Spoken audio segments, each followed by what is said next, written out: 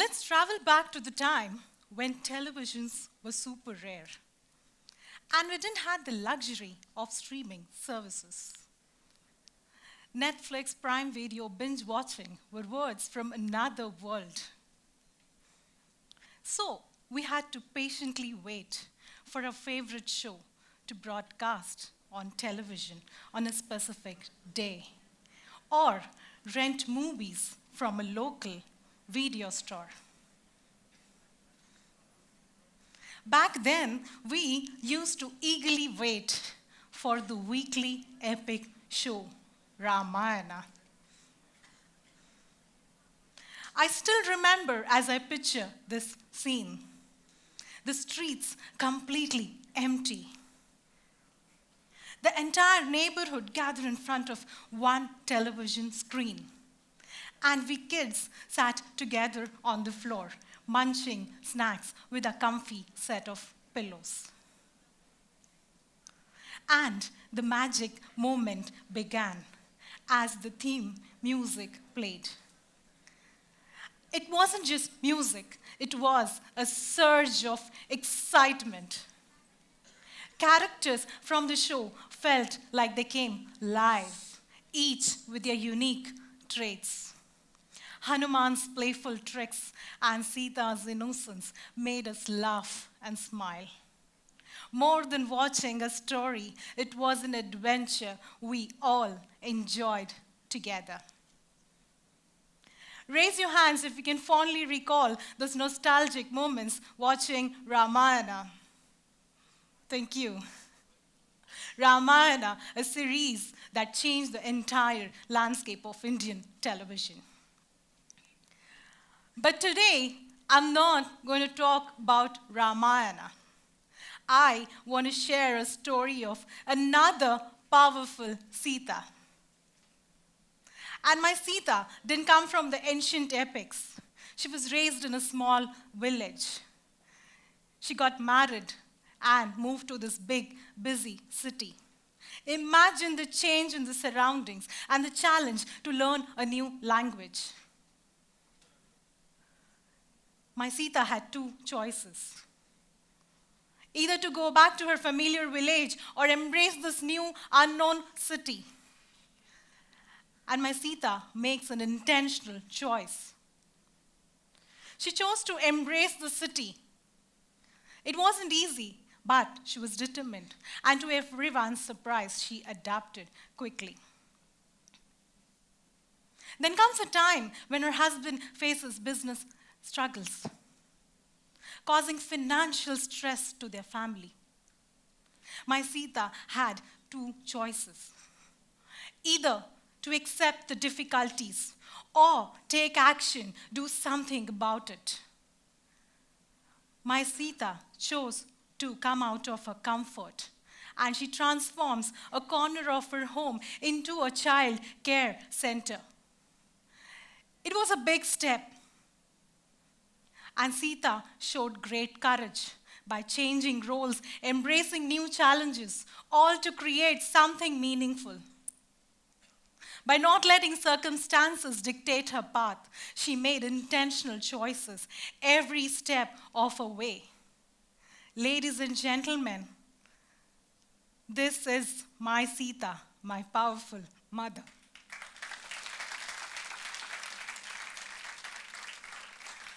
Her journey through life was filled with roller coaster ride, marked with twists and turns. I remember that time when I wasn't even sure if I could continue my schooling. I cannot forget that day when I saw my mom giving away her gold bangles to pay for my school fees. It was that moment of a selfless sacrifice that got etched in my heart. And that lit the fire of inspiration within me and inspired me to take action, take responsibility. During my college days, I started tutoring to support my own educational expense, sparing my parents from that added financial burden. Balancing teaching and studies was quite challenging, but it was an intentional choice that I made. And then comes another challenging decision, my marriage. Trusting my parents' choice, I agreed for an arranged marriage, believing in the stories of lifelong happiness. Sadly, I learned the hard way that love and respect cannot be forced. I tried. I did put in effort, but then I felt like I failed. I had two choices: either to accept or take charge of my life. I decided to take my own choices. Despite the judgment and disagreement from people in the society and my family. Going against the norm, facing criticism is never easy. But ultimately, choosing my own path led to a more satisfying life. I had to carefully think about my options before making that final, intentional choice. Ladies and gentlemen, life is a journey between the 2 points, point B and point D, where B marks the beginning, our birth, and D being the alternate destination, death. Birth and death are two unchangeable anchors in a life's journey. While we all know we have no control over our own birth, where, when, to whom we are born, nor do we have control over our death, the timing, the circumstances are uncertain and beyond our influence. But we do have control over how we navigate the space in between, and that is composed of C, our choices. Our choices determine the quality of our life. Life is a series of choices, isn't it? We all have been in situations where we had to make choices. It's like you're not sure what's going to happen next, and you have to decide between the two things. Now, let me share some examples here. This is to all the women out here. By show of hands, tell me if you ever faced a choice between deciding going back to work after having a baby versus becoming a stay-at-home parent. Thank you. This is to all the men out here.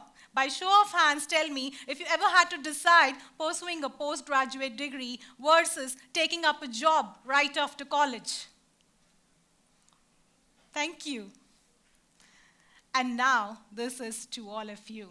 By show of hands, tell me if you ever faced a choice between a stable job versus pursuing your passion by taking risk. Incredible. It's wonderful to see so many hands up in the air. Thank you. But in situations like this, there is no universal right or wrong answer, as what may work for you might not be the same for the other person.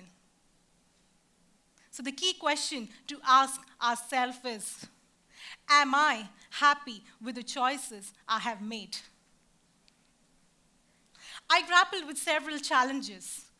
I worried about making the wrong choices. I was concerned about the future regrets. It's like we are second-guessing our own decisions. And it made me wonder if there was a logical way to make decisions. The image here depicts some pictures from some famous Hollywood and Bollywood movies. Can you tell me what's common between all of them? Yeah? Or is it the beaches? The wonderful ocean? Actors? Lovely, you're partially correct. But here's what was overlooked. They're all stranded on an island, lost, with no direction to follow. And they call for help. They send an SOS signal, hoping someone will spot the signal they display and come to guide them to safety. How often do we experience a similar feeling? Isolated, uncertain, surrounded by the vast ocean of decisions, hoping, especially when we're faced with important choices. And I happen to think how this SOS could become a way to help myself. And in a moment like this, I realized how SOS model has subconsciously guided all my past decisions. And today, I want to share this handy method with all of you. This is my secret sauce, SOS, where the first S signifies setting your goals. This is the initial step in the decision-making process, as it's important to know your objectives before making informed choices. Let me share my own example here. Back in 2009, just a few months after my marriage, I got an exciting chance to take on a bigger role at work. I knew this could mean more responsibility and some stress, which might impact my married life. I cared about my job. I wanted to move up the ladder, but it didn't definitely mean that I didn't value my personal life. My goal was clear. I wanted to progress in my career, learn, take on important roles to make meaningful impact. And when I was sure about my goal, I began by looking at the options. I started collecting information about the new role, the potential impact it may carry, the expectations from the role. I began by looking at the good and the bad aspects. And this is the second signal, the O in SOS, which stands for observing your options. It involves doing research, evaluating and understanding what each option meant. While the positives were clear, career advancement and personal growth, financial stability, increased income, potential for a more secured future, I also had to think about the downsides. Added responsibility, longer working hours, potential stress on personal life, no time for relaxation and personal hobbies. While it's important to consider what aspects are non-negotiable and what is flexible, all of these considerations matched my career goals and what I wanted to do in the long run.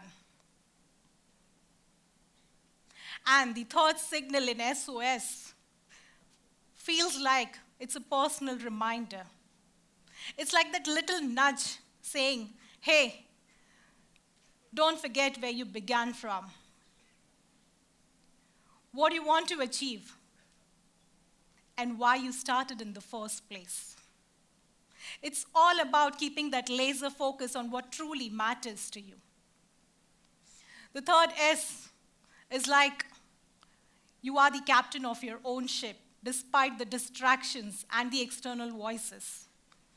It's like steering your ship in the direction you desire. And sticking to your option essentially meant that I am staying true to myself.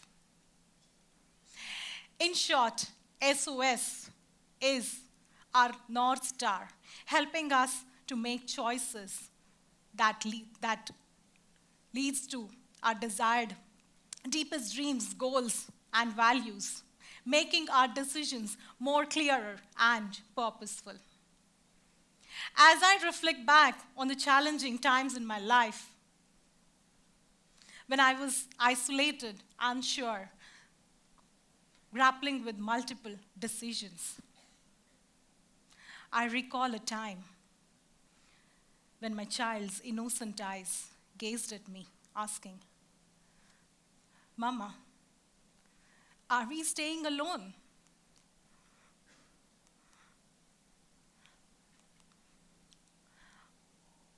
I was left speechless with no definite answer.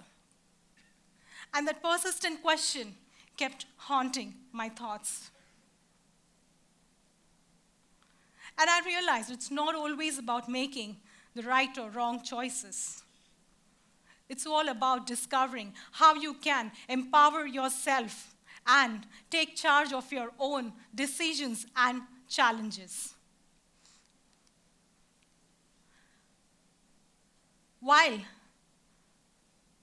I realized that dwelling on this question will not provide the answers I sought, instead I started focusing on my helping guide, the SOS model that helped me to make decisions that aligned with my goals and desires, even in the uncertain times.